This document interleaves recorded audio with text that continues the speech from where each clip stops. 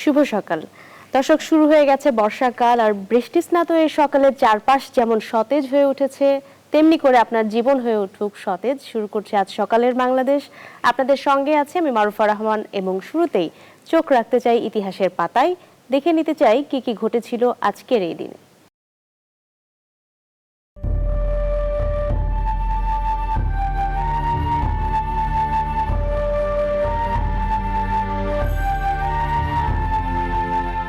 আজ শুক্রবার, ৪ঠা আষাঢ় ১৪২৮, ১৮ই জুন ২০২১, ৬ই জিলকদ ১৪৪২।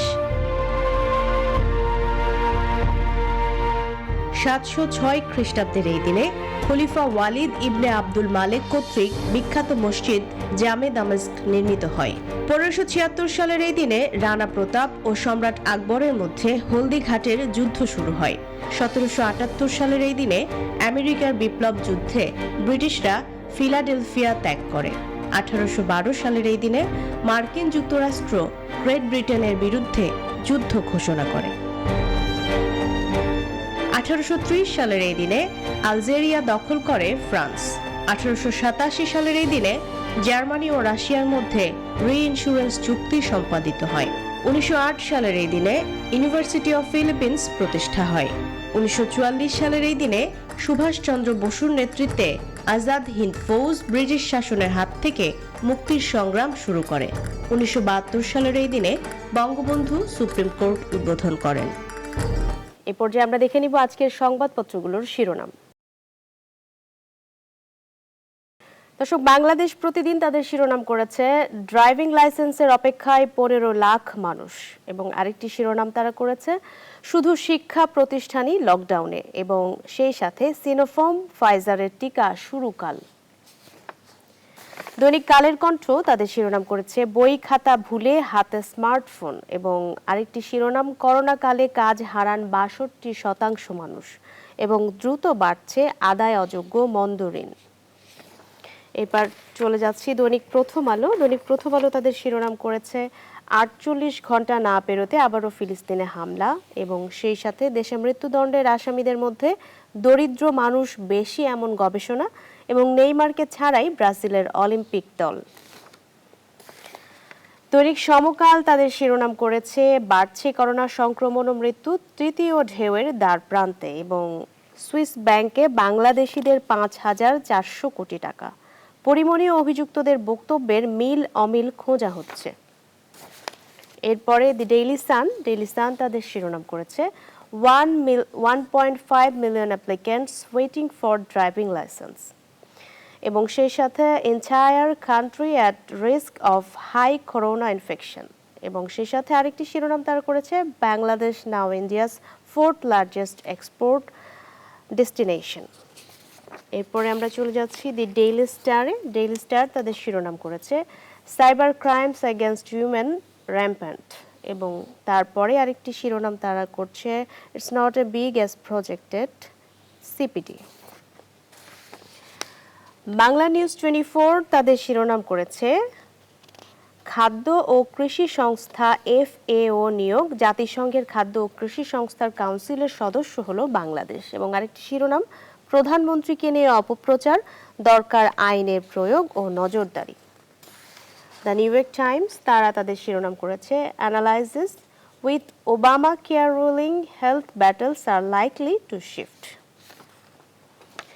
দর্শক, মোটামুটি এই ছিল আজকের দৈনিকগুলোর শিরোনামগুলো। আমাদের সঙ্গে এই শিরোনামগুলো ধরে সংবাদপত্র পর্যালোচনা করার জন্য যুক্ত হয়েছেন ঢাকা বিশ্ববিদ্যালয়ের শিক্ষক এবং সমাজ গবেষক তৌহিদুল হক। তৌহিদুল হক, আপনাকে স্বাগত জানাচ্ছি আজ সকালের বাংলাদেশে। অসংখ্য ধন্যবাদ। আপনি শুনছিলেন আজকের যে শিরোনামগুলো বিভিন্ন পত্রিকায় এসেছে, তার মধ্যে বেশ কয়েকটি শিরোনাম আমরা দেখেছি প্রায় সবাই করেছে, সেগুলো ধরেই শুরুতে আলাপ করতে চাই। আপনি যেহেতু একজন শিক্ষক এবং সেই সাথে সমাজ গবেষক, তো প্রথমে আমরা বাংলাদেশ প্রতিদিন যে শিরোনামটি করেছে ড্রাইভিং লাইসেন্সের অপেক্ষায় ১৫ লাখ মানুষ, এবং তার জন্য যেই ভোগান্তিগুলো হচ্ছে, যে পরীক্ষায় পাশ করেও পাচ্ছেন না লাইসেন্স, চরম ভোগান্তিতে দেশে এবং বিদেশে চাকরি প্রত্যাশীরা, এবং মাদ্রাজ সিকিউরিটি প্রিন্টার্সদের কাছে জিম্মি BRTA।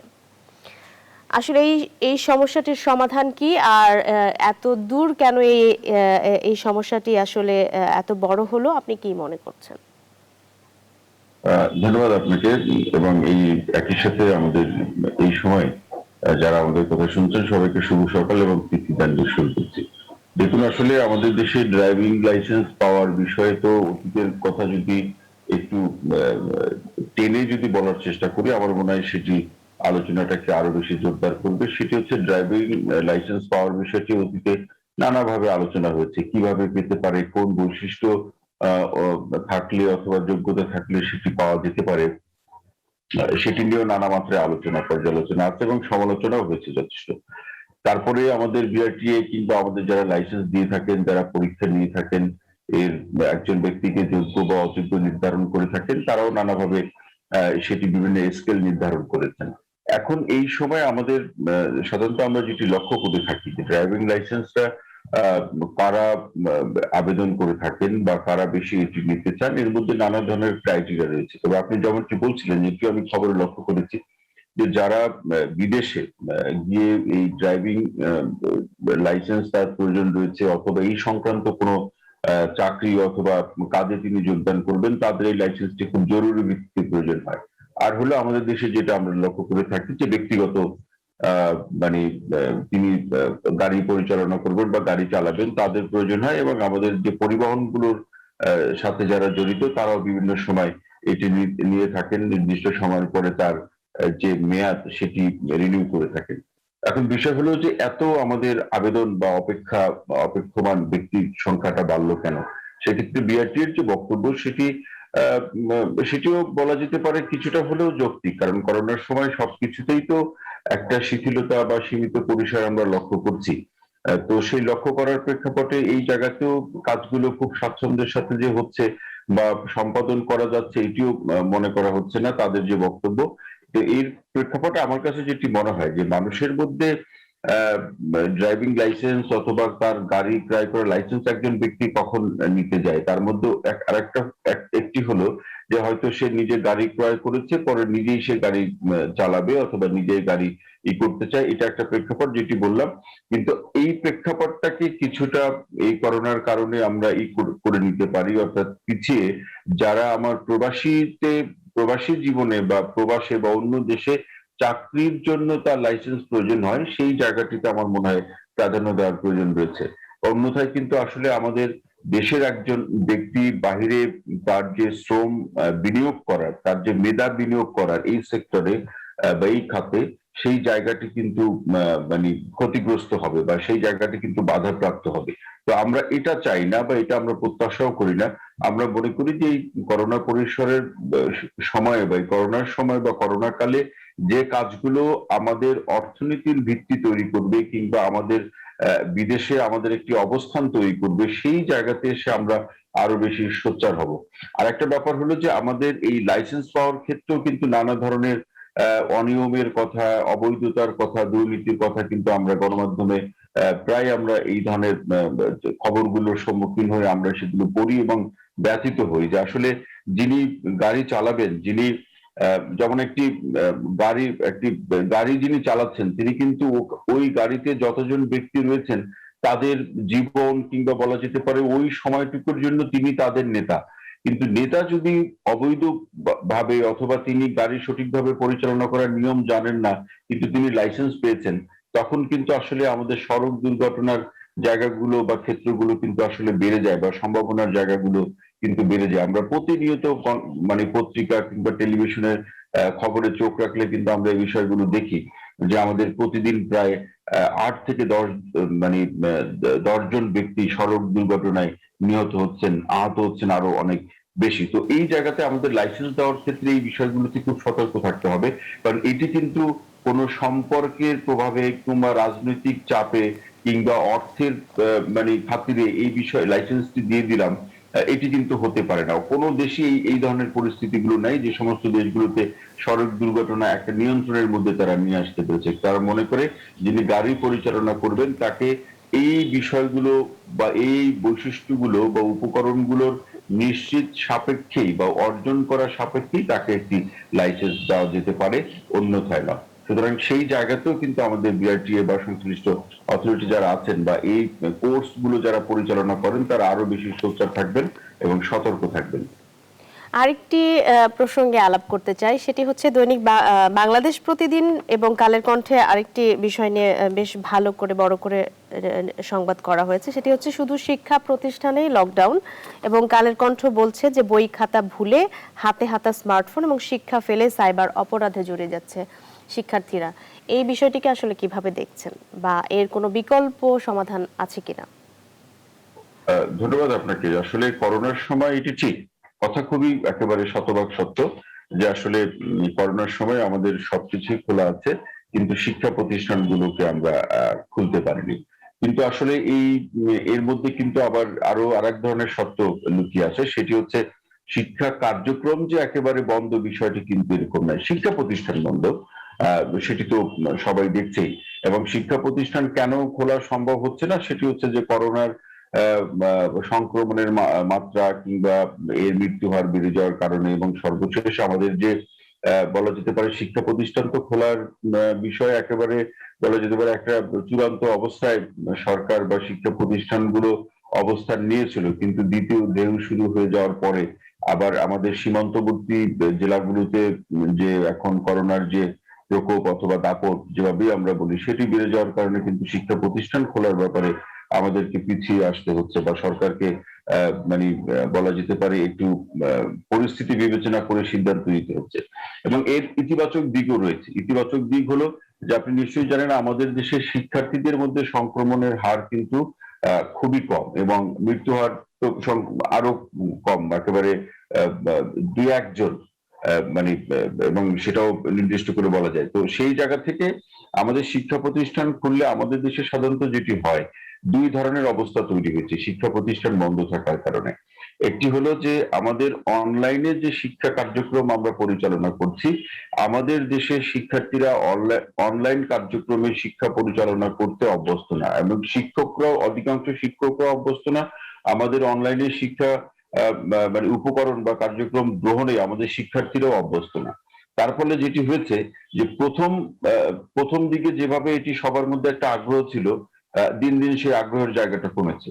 এটি একটি বিষয়। আর একটা ব্যাপার হলো যে অনলাইন ক্লাসে অংশ নিতে গিয়ে প্রত্যেকের যে ডিভাইস তারা যাদের ছিল তো ভালো, আর যারা ক্রয় করতে হয়েছে, যেটি হয়েছে যে সবসময় সেই আমাদের ইন্টারনেটের গতি কিংবা আমাদের ডিভাইসকে সচল রাখার যে আমার যে উপকরণগুলো, কিংবা বাসায় বা যেখানে ক্লাস করবে সেখানে বিদ্যুতের ব্যবস্থা আছে কিনা, এই যে অনলাইন ক্লাস করতে গেলে বেশ কিছু সহায়ক উপকরণের দরকার হয়, সেই বিষয়গুলোর সহজলভ্যতা কিংবা মানে বলা যেতে পারে অ্যাভেলেবিলিটি কেমন, সেই বিষয়গুলো কিন্তু আমরা সকল ক্ষেত্রে সমানভাবে সবার প্রয়োজনের তাগিদে নিশ্চিত করতে পারিনি। তার ফলে যেটি হয়েছে যে ক্লাসের পাশাপাশি আমার যেহেতু তার কাছে একটা মানে একটা ডিভাইস রয়েছে, উচ্চ প্রযুক্তি সম্পন্ন মোবাইল কিংবা কম্পিউটার বা ল্যাপটপ রয়েছে, তার ফলে অনেক শিক্ষার্থী কিন্তু অনেক অপ্রত্যাশিত কন্টেন্ট গুলো ইন্টারনেট থেকে সে কিন্তু সেটি উপভোগ করছে, যার ফলে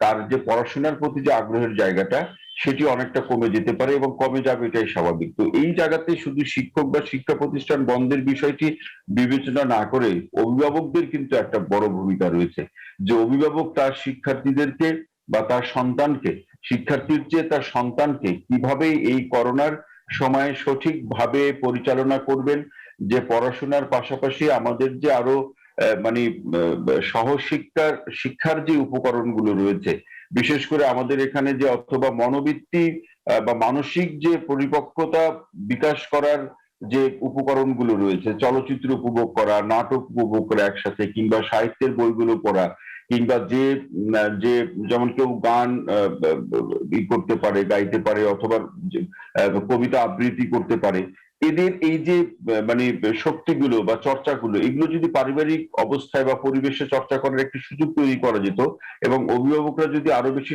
সময় দিতেন, সন্তানদের কথা শুনতেন, তারা কি করছে এই বিষয়গুলোতে নজর দিতেন, আমার মনে হয়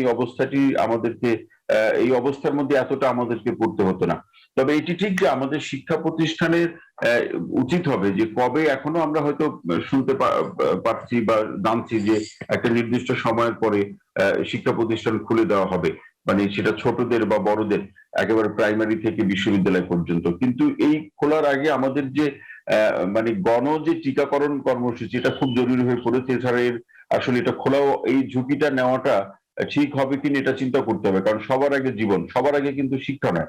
একজন ব্যক্তি বেঁচে থাকলেই তখন তার শিক্ষা, চাকরি, এই ব্যাপারগুলো প্রশ্ন আসে, বেঁচে না থাকলে তো এগুলোর প্রশ্ন আসে না।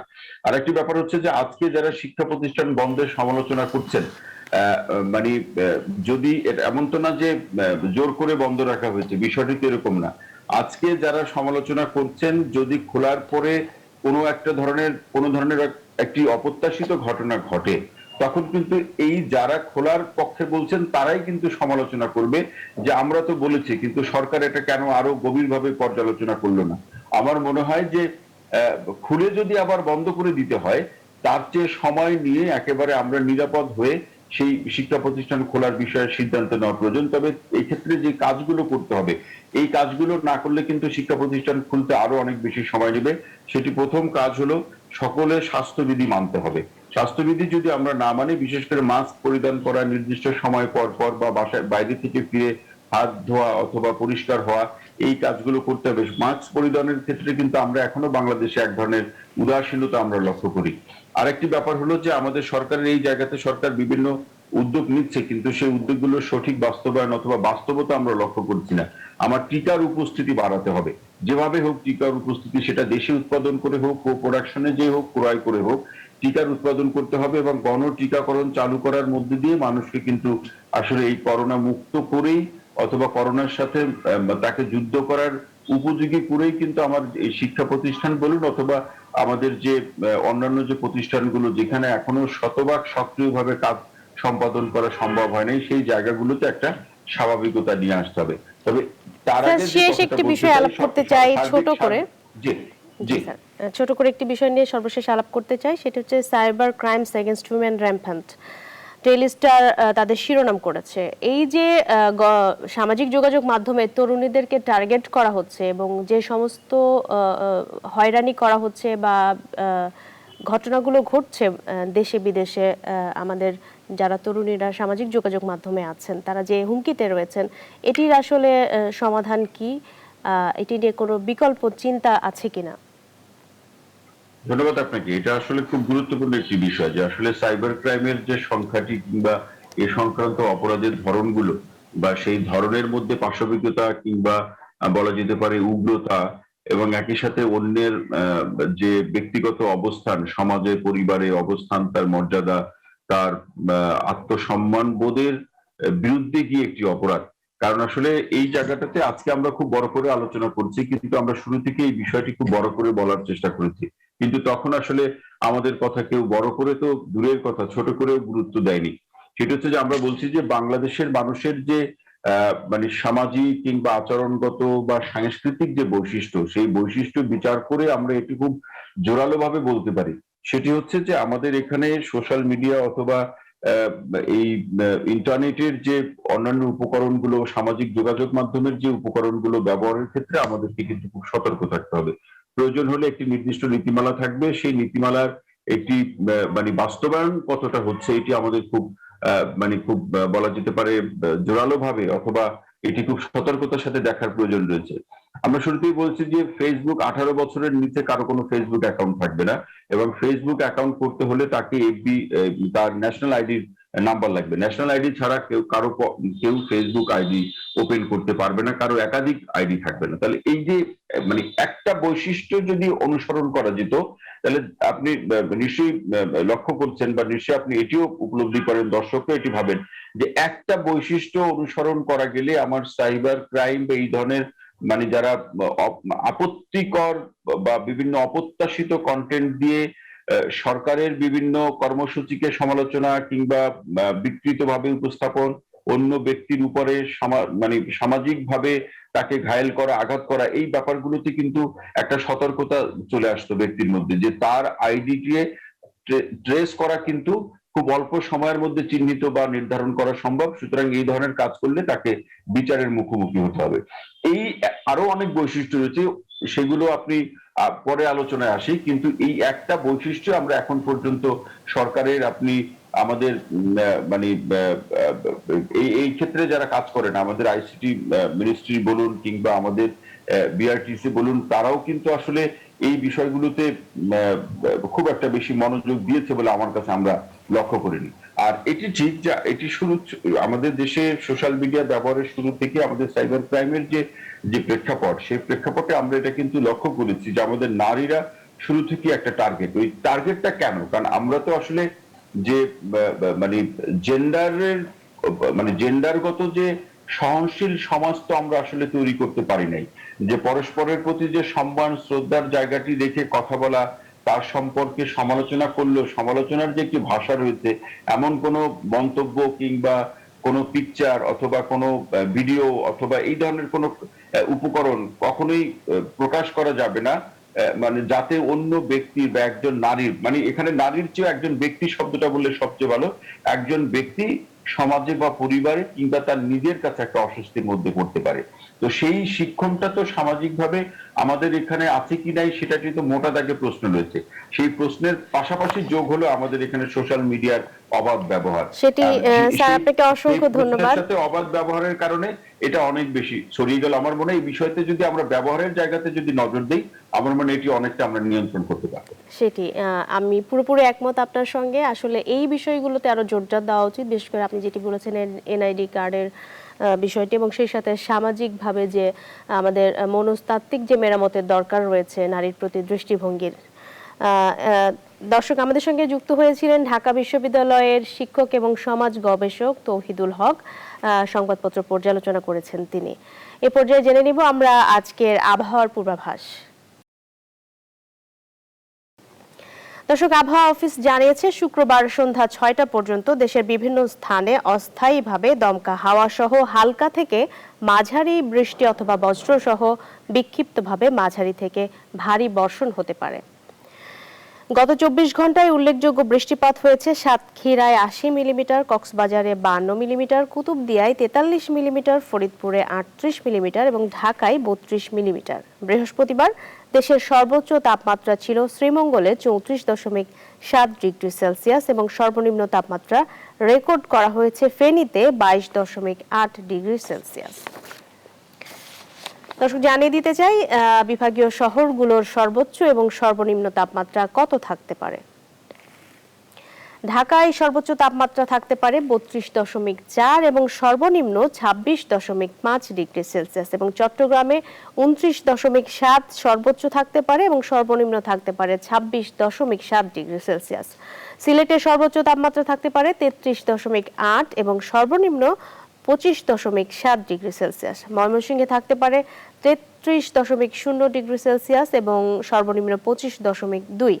রাজশাহীতে থাকতে পারে ৩১.৯ ডিগ্রি সেলসিয়াস এবং সর্বনিম্ন ২৬.০। রংপুরে থাকতে পারে ৩৩.২ এবং সর্বনিম্ন ২৫.৫। খুলনায় ৩১.৩ এবং সর্বনিম্ন ২৬.৩। বরিশালে সর্বোচ্চ থাকতে পারে ৩১.৪ এবং সর্বনিম্ন ২৬.০ ডিগ্রি সেলসিয়াস। দর্শক, জানিয়ে দিতে চাই সূর্যোদয় এবং সূর্যাস্তের সময়।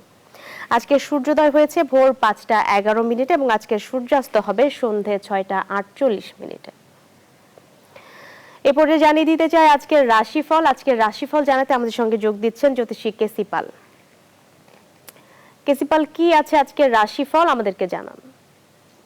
অসংখ্য ধন্যবাদ। সেই সঙ্গে নিউজ 24 এর পক্ষ থেকে সকল দর্শকদের জন্য আন্তরিক শুভেচ্ছা অভিনন্দন। সর্বপ্রথম মেষ রাশি জাতক জাতিকা যারা আছেন তাদের জন্য আজকের দিনটিতে যারা দীর্ঘদিন ধরে ব্যাধি পীড়ায় ভুগছেন তাদের রোগ মুক্তির পথ প্রশস্ত হবে।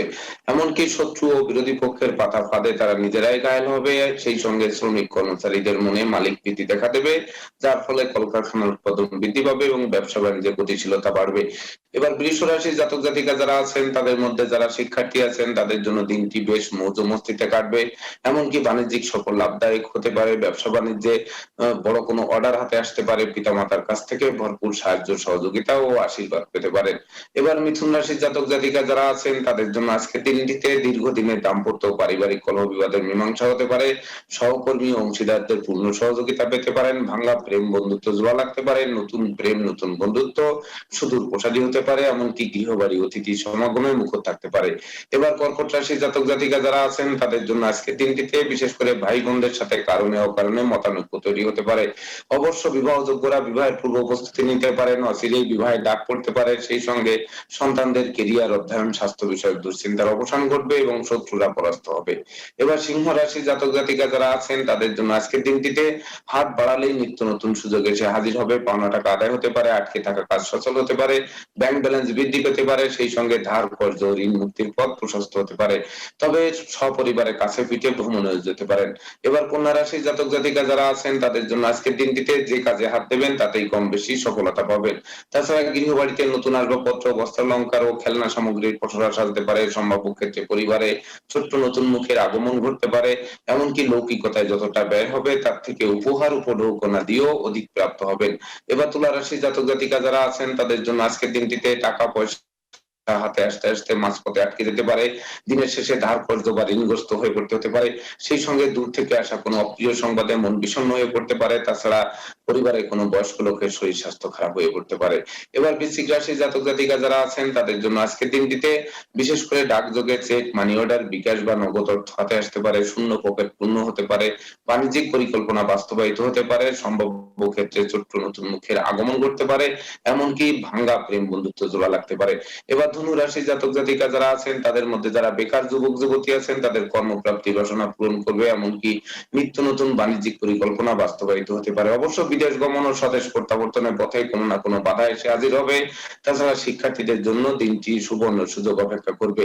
এবার মকর রাশির জাতক জাতিকা যারা আছেন তাদের জন্য আজকের দিনটিতে দুর্যোগে কালো মেঘ দূরীভূত হবে। হাত বাড়ালেই সফলতা প্রাপ্ত হবেন। সেই সঙ্গে প্রেম, রোমান্স, বিনোদন, ভ্রমণ, বিনিয়োগ, বন্ধুত্ব শুভ ফল প্রদান করবে। গৃহবাড়ি অতিথি সমাগমে মুখর হয়ে থাকবে, যার ফলে আপনাকে ব্যস্ত হয়ে থাকতে হবে।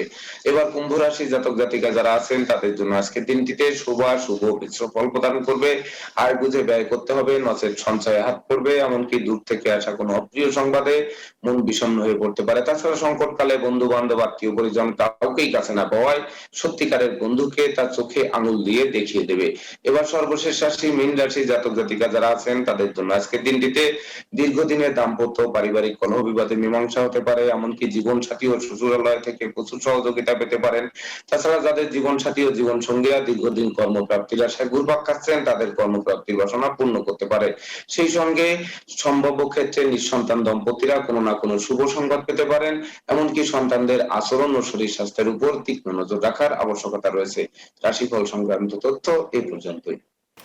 ধন্যবাদ কেসিপাল আমাদেরকে আজকে রাশিফল জানানোর জন্য।